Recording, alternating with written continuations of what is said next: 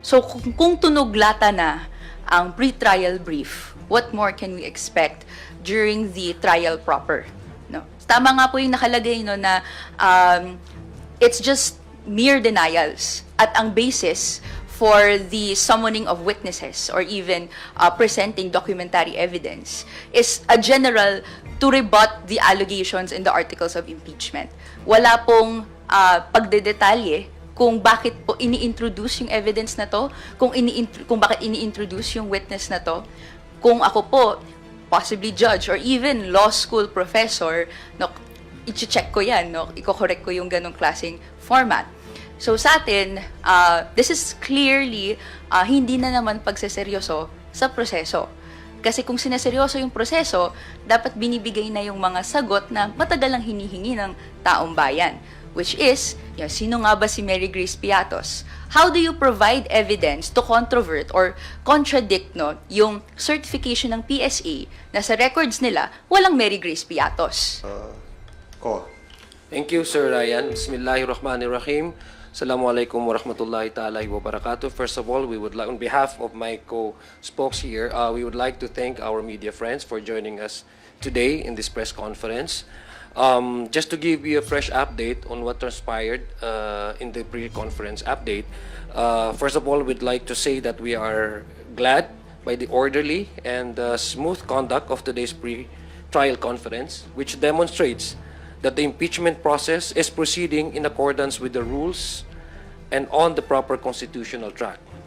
Both the public and the private prosecutors participated in the proceedings, although the private prosecutors remained for the stipulation of exhibits. The impeachment court directed both parties to submit their respective comments on the stipulation process by June 22, after which the matter will be submitted for resolution on June 25. That's from my end. Congresswoman Rene will have her follow-up updates.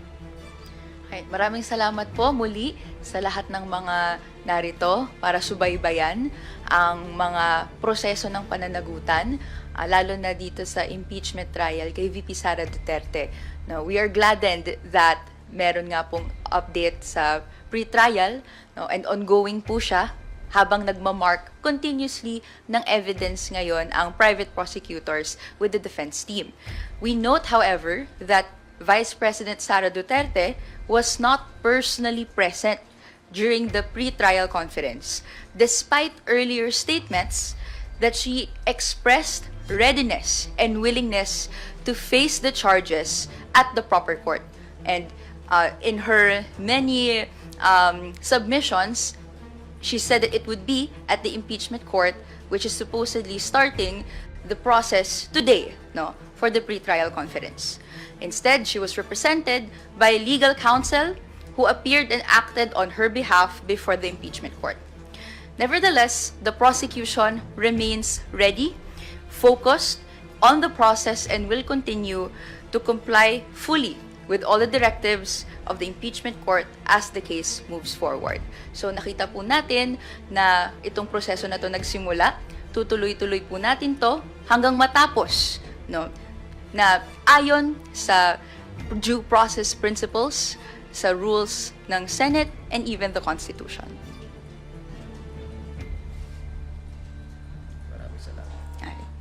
Thank you, Sir Anon. We will take the first question from Haji Camino Plegada.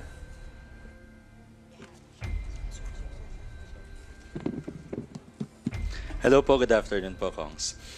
Doon po sa pre-trial brief, of course, na-review na po ninyo yung nilalaman ng pre-trial brief ng KAMPO ni Vice President Sara Duterte.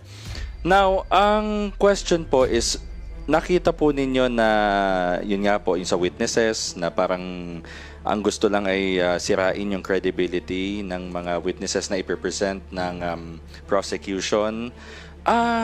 Kayo po ba'y umaasa na somehow, pagdating ng trial, ipapakilala or i-explain ng kampo ni VP yung mga nasa acknowledgement receipts, like for example, si Mary Grace Piatos po?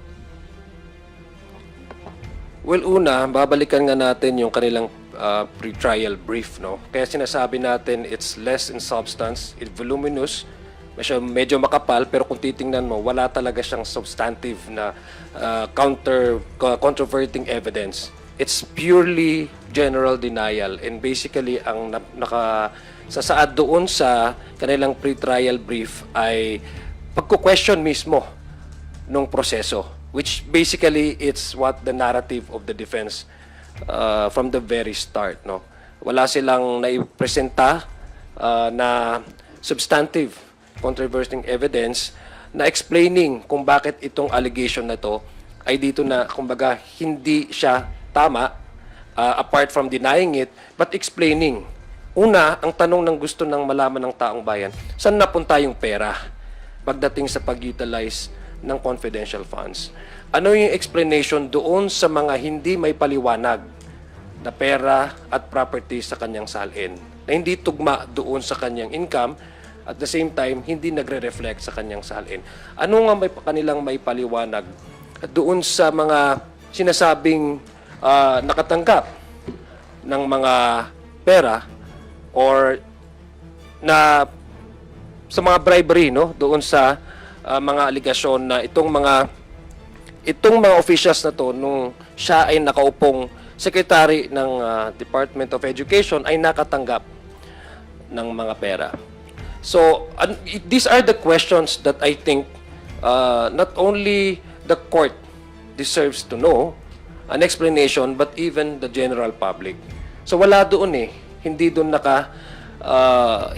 naka-narrate. It's more on pure denial or general denial, and even questioning the process, which in this case parang hindi na siya kumbaga hindi na siya right way of attacking the evidence of the prosecution, because it has already been resolved. The court has already convened as an impeachment court.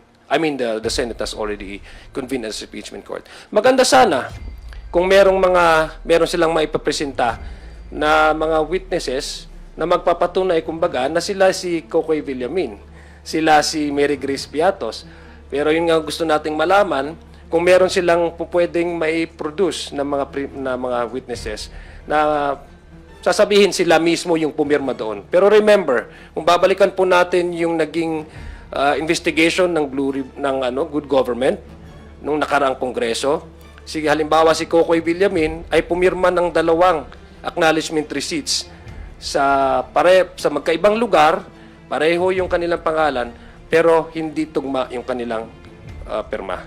So these are supposedly the questions that the public and the Senate sitting on the impeachment court deserve clarification. Wala doon, hindi natin nakita sa kanilang pre-trial brief. Kung mari lang po magdagdag din doon. The pre-trial brief sets the tone on how the defense will structure its answers. So kung tunog lata na ang pre-trial brief, what more can we expect during the trial proper? No? Tama nga po yung nakalagay, no, na it's just mere denials at ang basis for the summoning of witnesses or even presenting documentary evidence is a general to rebut the allegations in the articles of impeachment. Wala pong pagdedetalye kung bakit po ini-introduce yung evidence na to, kung bakit ini-introduce yung witness na to. Kung ako po, possibly judge or even law school professor, no, i-check ko yan, no, i-correct ko yung ganong klaseng format. So sa atin, this is clearly hindi na naman pagseseryoso sa proseso. Kasi kung sineseryoso yung proseso, dapat binibigay na yung mga sagot na matagal lang hinihingi ng taong bayan. Which is, sino nga ba si Mary Grace Piatos? How do you provide evidence to controvert or contradict, no, yung certification ng PSA na sa records nila, walang Mary Grace Piatos? No other than ipakita nyo kung sino siya.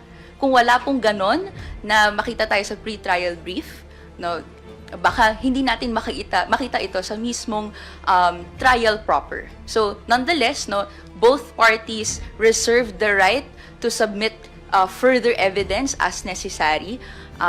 Pero, supposedly, nilatag na po yan lahat during the pre-trial briefs and the pre-trial conference. Wala tayong nakitang ganun. So, kailangan na pong maging mas mapagmatsyag at masiyasat yung taong bayan sa mga magiging sagot sa trial proper. Just to clarify lang po, is the Vice President required to attend the pre-trial conference? Kung hindi man po, ano yung significance ng pagdalusanan niya doon personally sa pre-trial conference po? Ayon sa rules, the party and or their authorized representative is required to attend the pre-trial conference. At meron pong certification, no, or SPA na nilabas yung kanyang defense team that yung Fortune Narvasa is authorized to appear on her behalf. That being said, the people are expecting VP Sara Duterte to show up in the pre-trial conference and even on the days that the trial proper will continue. Bakit po? Ito po'y dahil ilang taon na pong hindi nasasagot yung mga tanong ng taong bayan. And any further evasion is going to be another day, another week, another year of denial of justice. Ayaw na natin ng ganon. Well, unang-una, it speaks about how serious she is in facing these allegations. The presence is important Although nandun naman sa Senate rules na hindi naman kinakailangan, no? But in the regular court proceedings, talagang kinakailangan yung respondent na umappear, no? Why? Because number one, ito ang isa sa, it will be an historic impeachment trial. Nowhere in the Philippine history have we experienced, na the second highest official in the land faces serious allegations, culpable violations of the Constitution, which constitute impeachable offense. If that is so serious to her, I believe it speaks about leadership and the character and the office that she represents. I think it would be proper and would be more attuned to the demand of the people that she appears in the trial, in the pre-trial conference, to display her seriousness and her attempt really to face the charges and also to show na wala siyang tinatago at wala siyang kinakatakutan. This is a direct opposite of what we have heard in the previous months, that she will appear in the proper forum, which now is the impeachment court, and she even intimated to the public that there will be bloodbath. No? So it's the exact opposite of what we are seeing right now. Para sa amin, para sa taong bayan, mas magiging tapat yung kanyang sinasabi na wala siyang kasalanan kung may pakita niya na siya mismo ang humarap sa impeachment court. In this case, in the pre-trial court.